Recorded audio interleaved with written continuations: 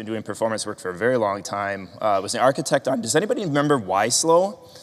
Yeah, so like, I don't think I'm like stretching it to say that like without Y-Slow, I'm not sure that there is a lighthouse, right? Like, and he was the chief architect on, Y-Slow. Gosh, I was probably revealing too, yeah, I was 12 probably. I was gonna say I'm probably revealing too much about it, but like I remember reading, books and blog posts from you early on in the career. And now I'm lucky enough to be able to work with Stoyan on web page test, which has been a lot of fun. But yeah, Stoyan, everybody. Thank you.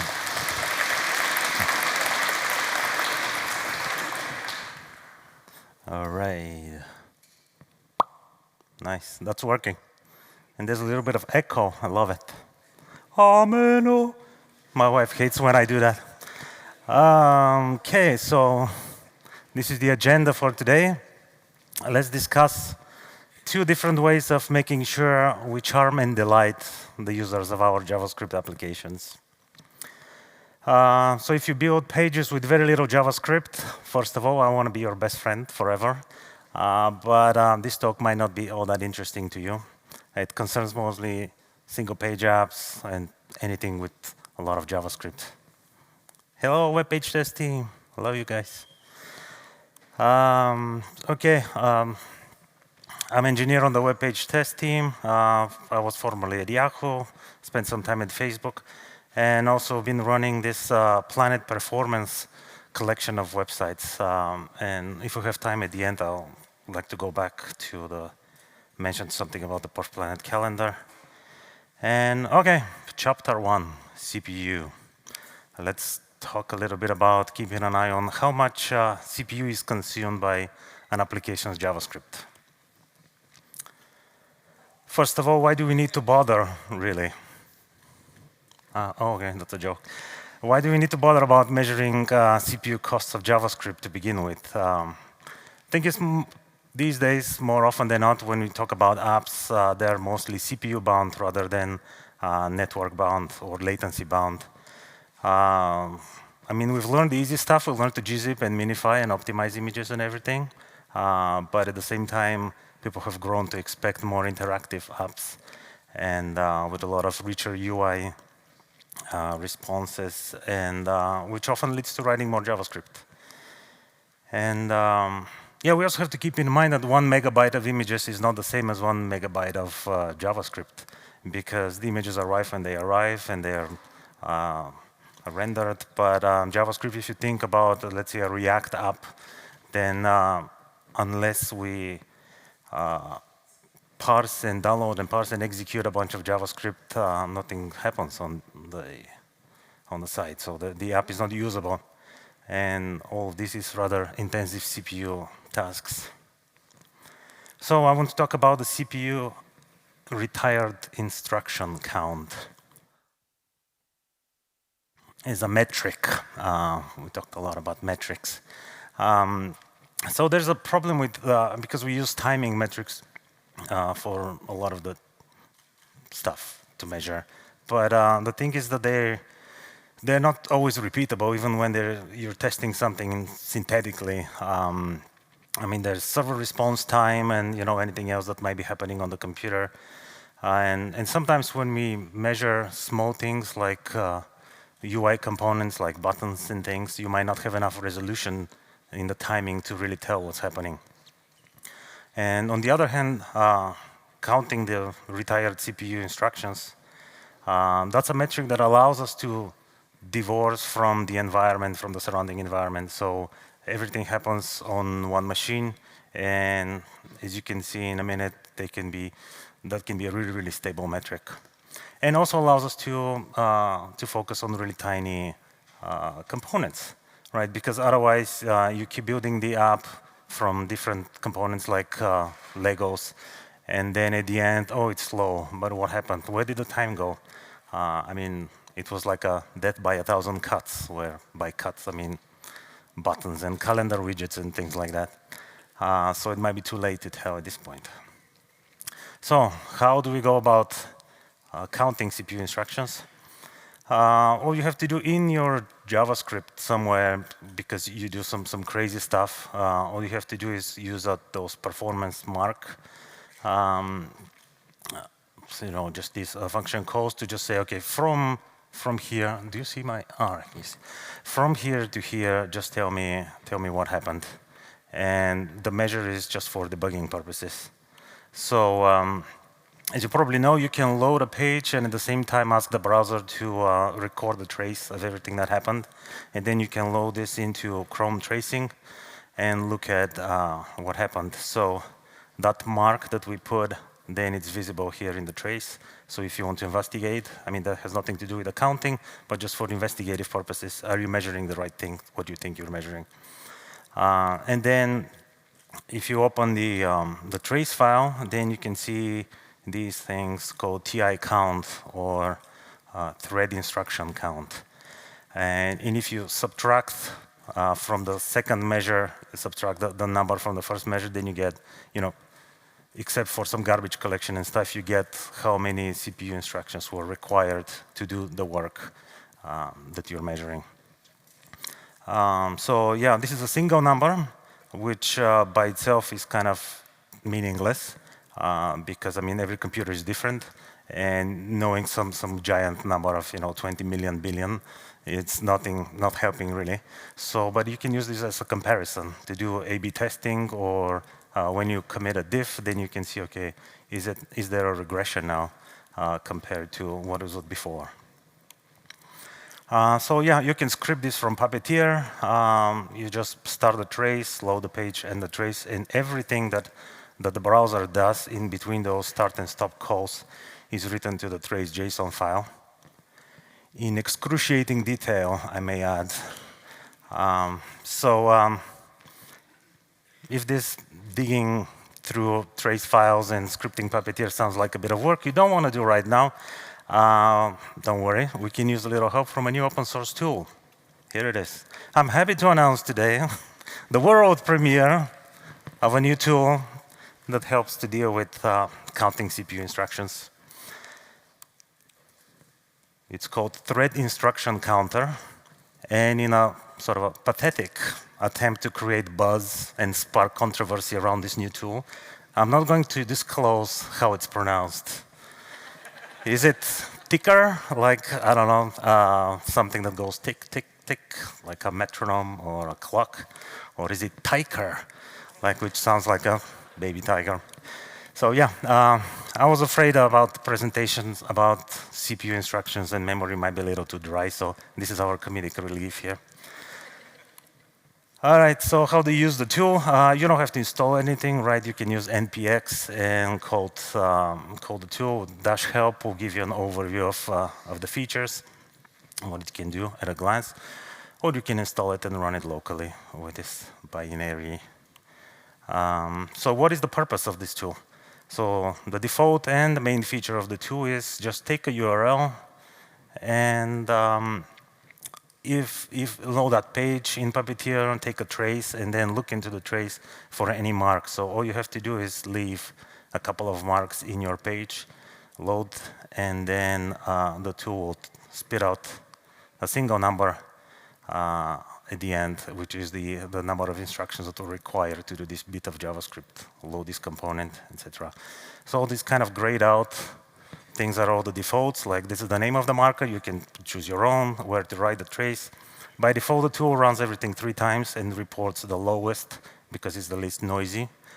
Although, for most tests worthy of really consideration, I tried median and lowest, and it's give you satisfactory result, equally representative. Because what we actually always interested is a comparison before and after, A and B. So there is Nick from earlier. So I'm happy that I choose the TIC because it follows the rule, 3-letter acronym. Okay, so the tool comes with some other additional commands, like support is the one I'm going to talk a little bit later. You can just check if your setup supports the TI counting. You can specify in your own Chrome executable. And then another feature is the A/B testing. Like this is just for experimentation and doing research. Is you create 2 chunks of JavaScript, put them into different files, name the function according to the file name, and run the tool. So the tool comes with this default A/B test page, but you can do your own, like something that knows more about your framework and stuff like this. But that's the idea. You say, okay, I misspelled it here. A/B testing, test A and B, and report the difference. And it in the end says, okay, which one requires more CPU instructions than the other. Sandbox is another feature just to spit out HTML to play with, to get you off the ground. And there are more examples in the repository, which if you find where it's installed, you can just copy them and play with them some more. So let's take a few examples. Let's do some A/B testing. So there's this book for inspiration. It's written in 2010. It has a bunch of authors, like different people writing different chapters. I wrote back then the chapter about DOM scripting. And so last week I looked at some of the recommendations from the book and see if I can make fun of myself, how silly I was 12 years ago. Just testing doing nothing versus testing something that touches the DOM shows that touching the DOM is 3 times more CPU intensive, which makes sense. Like, not groundbreaking, that doing something is more expensive than doing nothing. So these are the functions that I was comparing. Nothing compared to just touching the inner HTML and saying something. So yeah, fiddling with the DOM is not free. So what if we compare writing to the DOM with asking for some computed information afterwards? Yeah, running the test. I keep misspelling this thing. Did I copy paste here? I don't know.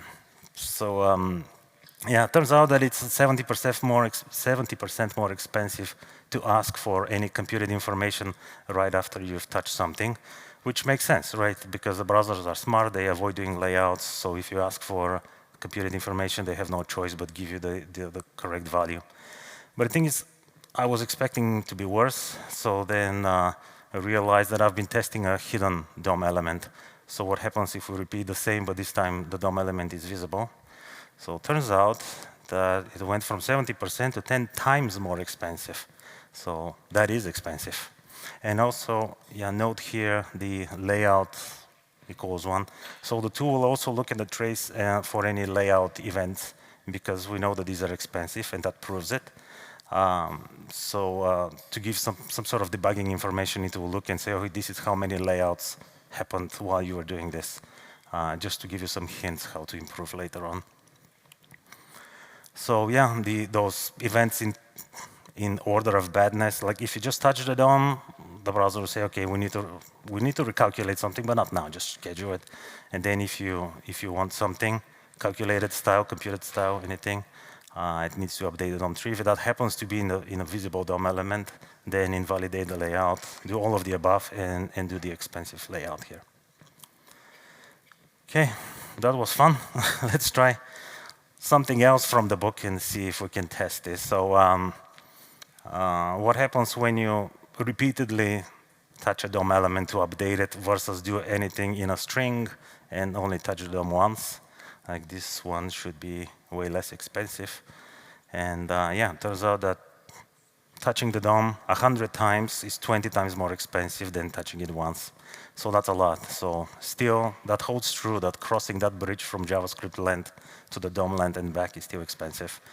So note here that this example concatenated a string 100 times.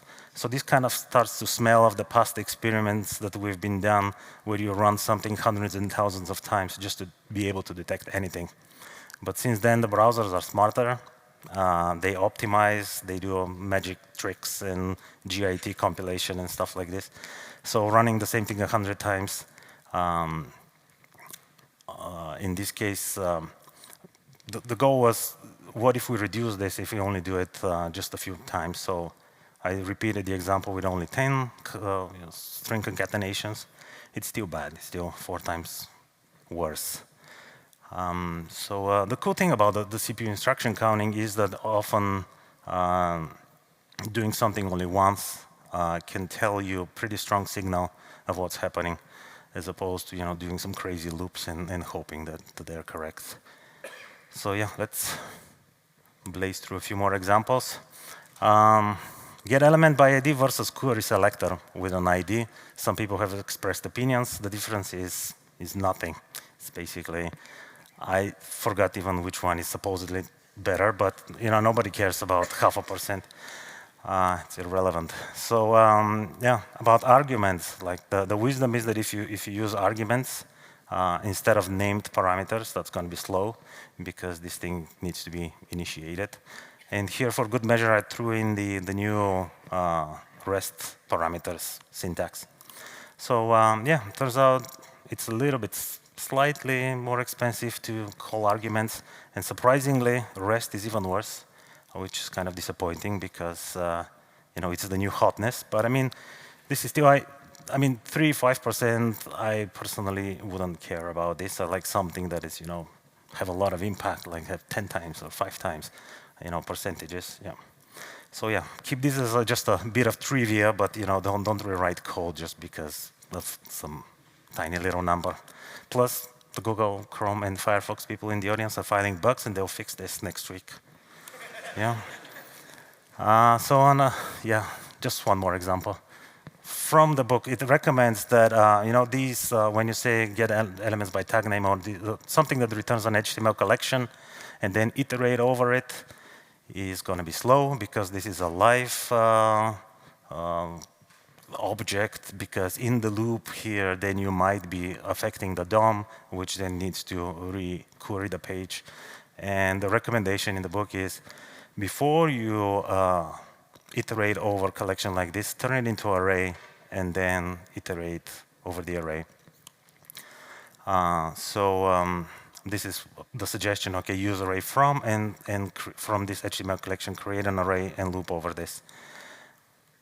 And then turns out that using an array is actually 5 times more expensive, which is the exact opposite of what the book recommends. And that's odd. And then I was thinking, okay, so maybe because when the book was written, there was no array from, so you create your own function. And I was thinking that's probably going to be even worse. So I used this little toArray where you just create the array yourself. Turns out that's actually better than array from. So I don't know what's happening with array from, but not cool. Okay. As fun as it is to revisit common knowledge with a new tool, yeah, let's move on. There's more examples in the repo, and I'm really looking forward to all of your experimentation from this community and just reporting more of how you use the tool and what you found. And yeah, Nolan's going to be talking tomorrow about, today, yeah, about CSS performance. So that might be cool to figure out if we can use the CPU instruction counting to explore the CSS performance. It'd be cool. So yeah, here's the big idea. Run this thing on every diff. Basically, just set up synthetic testing, and whenever you have some sort of continuous integration, or just set up some sort of hook, and when you push something to the repository, then you can profile and see what happens before or after. So usually people these days have these style guides or design systems where you have small examples of using every component. So that's a good place to look for just button or whatever little component there is, and just test these on every commit. So yeah, just a word of caution that details matter. It's best with this type of micro benchmark. It's best to measure the smallest thing, the isolated piece of code or UI that you can. And yeah, we have to be careful with what we measure because the browsers are smart. Like I said, they optimize. Like if you see something that happens more than once, they'll do something about it. So this little graph here is I tested a random React component by rendering it 10 times on the page and testing measuring every time it's rendered. So it's expensive the first time, but then quickly drops. And then we're not interested in this because it's already optimized by the browser. We care about what happened here. Another thing about this CPU counting, instruction counting, is that any async work will not going to be captured. Like, so you have timeouts or network fetches and stuff like this is not going to be captured. So you can instrument this separately. So here, what happened? I wanted to test the stateful React component. Because when you need to manage state in React, you can have a class component where the state is this state, or you can implement it as a function and use React hooks. So the question was, which one is better? Are hooks more expensive? Turns out that again the difference is negligible. It's about 2.4%. The hooks are ever so slightly faster. So again, 2 or 3%, that's not something that I would make an architecture decision based on this little difference. But the fact that we are able to detect this difference with such certainty is what makes me happy. I really like the flatness of those. So this is the top one is the class component, the bottom one is the functional with hooks. So I tested each of them 10 times, and I mean, you have little variance, but they're within 1.3% every time I execute it again. So it's negligible difference between the two, but you have really strong signal from the CPU counting. So yeah, being able to tell and measure and tell this type of minuscule performance difference, I think it's powerful. And we can always present, for things that don't matter like this, okay, it's only 2%, who cares? So we can report the results.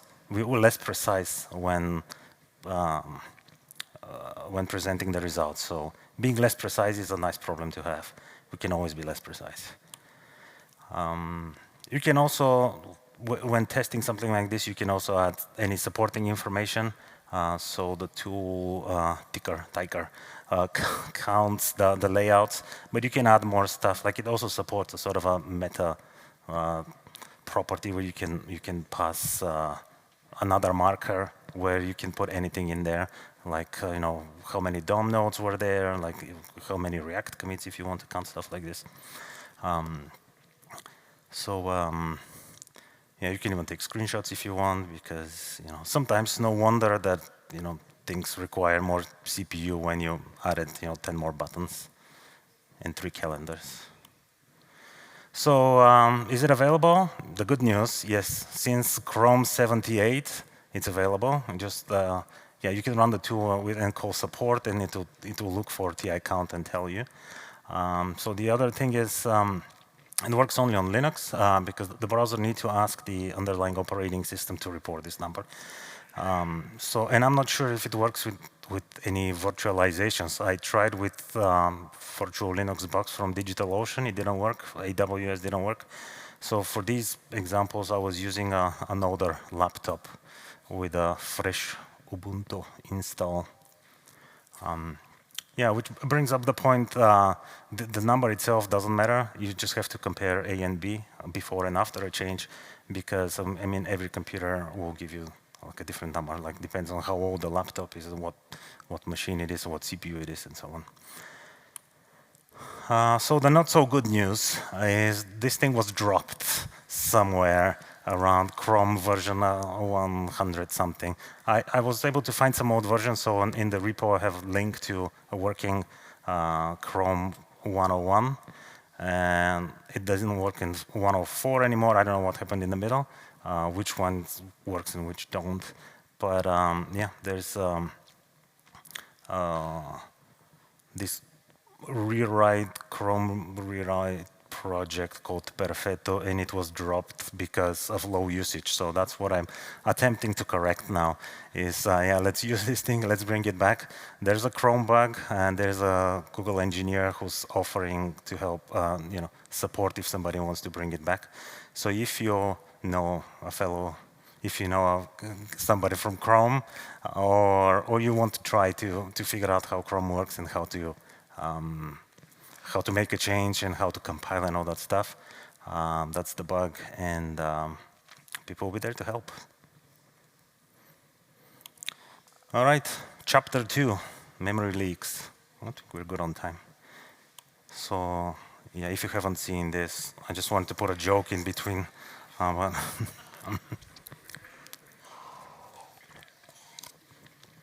related to performance now. All right, memory leaks. This is much shorter, I promise.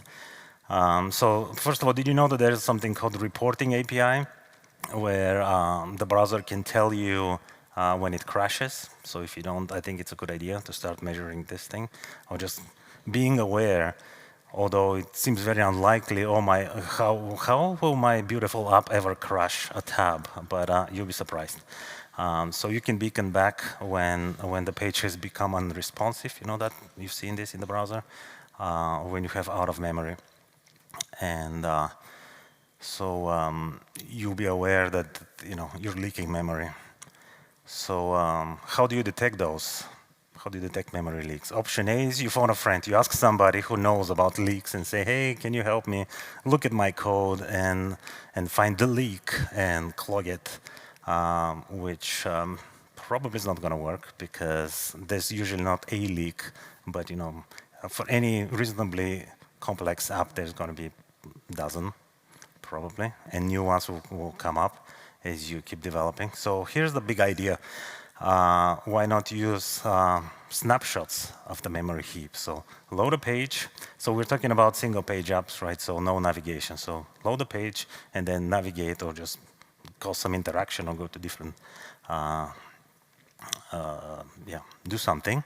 And then go back to where you were. So every time take a snapshot of the memory heap and then compare the one from step 1 and step 3, and if they're different, then maybe something leaked. So again, if this sounds non-trivial, you're not alone. Luckily, there's a new tool. Oh, look at that. If only, if only there was a tool.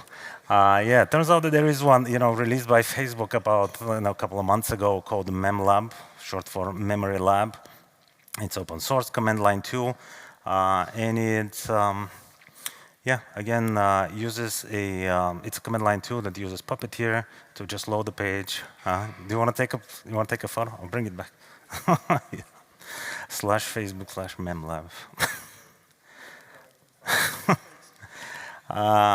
So yeah, that's what it does. And then diffs those memory heap snapshots and answers the question, what happened to my memory? So it requires these so-called scenario files, where first you give it a URL, that's where it all happens, then some sort of action, something happens. For example, you click a next button, and then you have to restore the state back to where it was, so some sort of home. So you give this scenario, those 3 steps to the tool, run it, memlab run, and give it the scenario, and this is how beautiful the output is. Look at those colors and those graphs. So yeah, this is how much memory was required when you initially load. Do you see that? This is how much memory is required when you navigated to the second page, and this is when you return. So things are creeping up, so something's leaking. Here, mark number 1 is basically a breadcrumb of what happened, like load the page, do some action, go back, revert. I wish they used the same language. Then at the end it tells you, okay, we found a leak, and there's actually found similar leak, like 1,024 leaked objects, and because these are a lot of objects to report, then it finds a representative sample and puts it out there. So it's probably hard to read, but what it says basically is that there's a leaked objects property on the window object, and the first element, one representative, is pointing to a detached HTML div element. So that seems to be a problem. And if you look, I mean, it's a contrived example, but that's what the example did. It just looped 1,024 times and created divs that are just orphaned, never removed, never nulled those objects, and just add them here. So that's what caused the leak. And so the tool was able to say, okay, there's a property on the window, and there's an orphaned div element. So the results can be overwhelming if you run it on any reasonably complex app. Actually, there might be a little too much going on. You'll be surprised. The MemLab is trying to group those findings into something more, parsable, more manageable, and give you those representative examples of what might be going on if there's a bunch. And also allows it, so the difficulty in writing a tool like this is just analyzing and diffing the heap. So it comes with a bunch of analyzers, kind of a generic one and one more focused on React Fiber, stuff like this. But yeah, again, you can write your own, something that's more aware of the framework. And yeah, the results can be overwhelming and surprising. So question, is this a memory leak? Because you create an object and then you know the object and then it should be released from memory. But apparently in Chrome, the fact that you're logging this thing causes a leak or caused the leak unless it's been fixed yesterday. Yeah. So yeah, to wrap up, action items, your to-dos for tonight. Let's start counting CPU instructions to find, you can run it once for all the components and say, okay, these are the expensive ones. But the more important is to, be a hero and make, what was it, Tammy? Make regression handling, fighting regressions, make it cool again. So yeah, you can keep track as the application matures and find any regressions and prevent them. And if you have free time, you can just continue researching better JavaScript practices.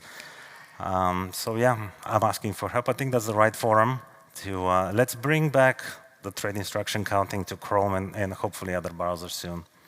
And for the memory leaks, yeah, if you're not using the reporting API, do. And now we have a pretty cool tool to investigate where memory is being leaked. A few thank yous. So if you don't know this person, Benoit Gerard, he was at Facebook, he was at Mozilla, one of my favorite engineers ever. If you go follow him on Twitter, he's actually, both of these ideas that I'm presenting are his ideas that we've implemented. Li Yang is the guy who worked on the memory lab. Andrew, a guy who who did the initial thread instruction counting. And Eric is the guy who volunteered on the Chrome bug to help. And yeah, web performance calendar, it's approaching. If you don't know about it, there's a publication that we published one article a day every December. It's been going on since 2009. And everybody in this room and your friends, I'm sure they have a story to tell or research to share. So please contribute. Go to that URL, just get in touch with me and write something. So share with the community what you know and what you found out. This is it. Thank you.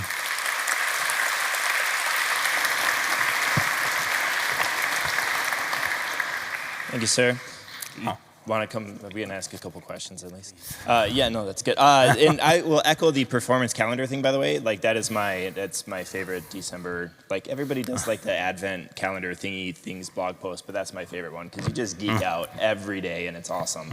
So whoever wants in, yeah, please do that. And you don't have to have written before, like. No. Yeah, you'll spend time working with them and stuff. So. Yeah. Web Almanac, for example, is a wonderful publication that is organized flawlessly. Where the web calendar is just, punk. Just send it to me, and yeah, I might review it if you're not native English speaker. I'm not either. But other than that, just whatever's interesting to folks, it's interesting to other folks. I think it's fairly flawless. All right, so yeah, so there was a couple questions that came up about. So first off, we're going to go with Ticker. Just because Ticker, I don't know. I'm on the fence. All right, I'm going to go with Ticker for now, but I might mix in a Ticker later. Going with CPU. Can I show the Ticker again? Going with CPU instruction count versus some sort of like the duration and stuff like that. So that was presumably all about the stability of it. Do you have any information in terms of like how much more variable was it if you were trying to look at duration versus instruction cycles? Well, no, I haven't really tried the same thing. But I mean, some of those things are not. I mean, you cannot measure them. Like if you just add two things together, how do you measure this? Sure. Yeah. So the thing is that you can measure the smallest thing. And in terms of rendering UI components, yeah, I haven't done really the exact same thing with timing to be able to tell. But yeah, in my opinion, timing is inherently a little bit. Because it's got the variability. I will say, I love the, I mean, it looked from the graph and stuff that you had there with the instructions, like the stability was surprising. Because I'm used to, I mean, I've seen folks try to do similar things, right? Like how much, measured down to the CPU cycle or whatever, how much time it takes to render a particular thing. But the variability on those always just makes them almost impossible to rely on. Yeah, like we saw in some presentations today, it's a struggle, like especially when you work with RAM data. Sure. Okay, it's one person loads the page in a second, the other one in 2 minutes. So what do I care? Do I care about 75 percentile, the 90th percentile? It's just so that's another one. Like when you're looking at the individual experiments, you're looking at those percentage reports and stuff like that. And as you said, like 3 or 5% kind of questionable and stuff like that.